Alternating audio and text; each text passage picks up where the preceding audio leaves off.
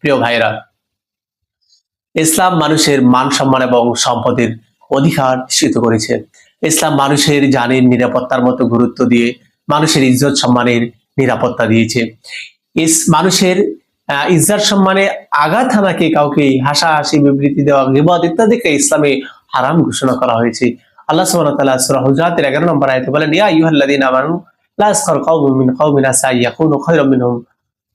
তোমরা একে অন্যের উপহাস করো না, কেননা তোমরা একে অন্য থেকে উত্তম হতে পারো। সেটা মহিলার ক্ষেত্রে এক মহিলার উপহাস যেন না করে, সে একজন মহিলা আরেকজন থেকে হয়তো উত্তম হতে পারে।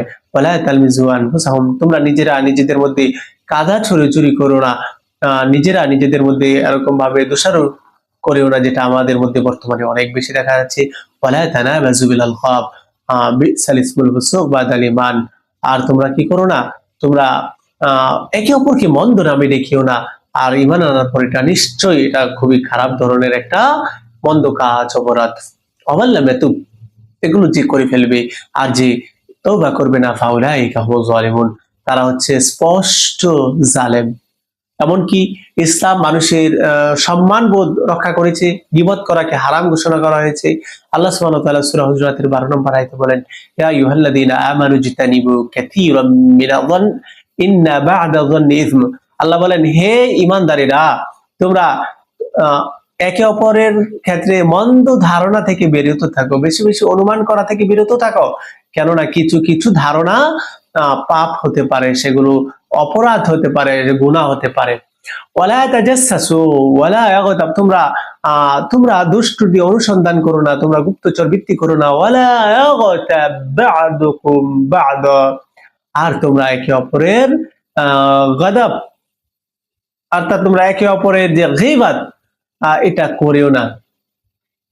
গীবত যদি করো তাহলে কি হবে, আল্লাহ সুবহানাহু ওয়া তাআলা জানিয়ে দিয়েছেন, আউহাব্বু আহাদুকুম আইয়াকুলা লাহমা আখিহি মাইতা, তোমাদের মৃত ভাইয়ের গোশত খাওয়া কি তোমরা কেউ পছন্দ করো?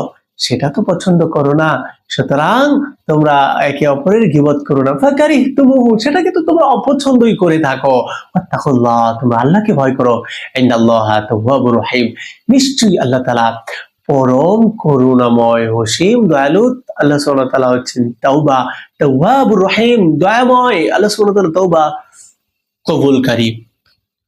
মানুষের জানমাল রক্ষা করার জন্য ইসলাম যুগান্তরকারী ঘোষণা দিয়েছে, যেটা সহিহ মুসলিমের 2564 নম্বর হাদিসে আল্লাহ রাসূল সাল্লাল্লাহু আলাইহি ওয়াসাল্লাম বলেছেন, বিহাসবি ইমরিইন মিন শাররি আইয়াহকিরা আখাহুল মুসলিম, এক মুসলমান, একজন মানুষ মন্দ হওয়ার জন্য, খারাপ হওয়ার জন্য এতটুকু যথেষ্ট, সে যদি অন্য কোনো ভাইকে ছোট করে হেয়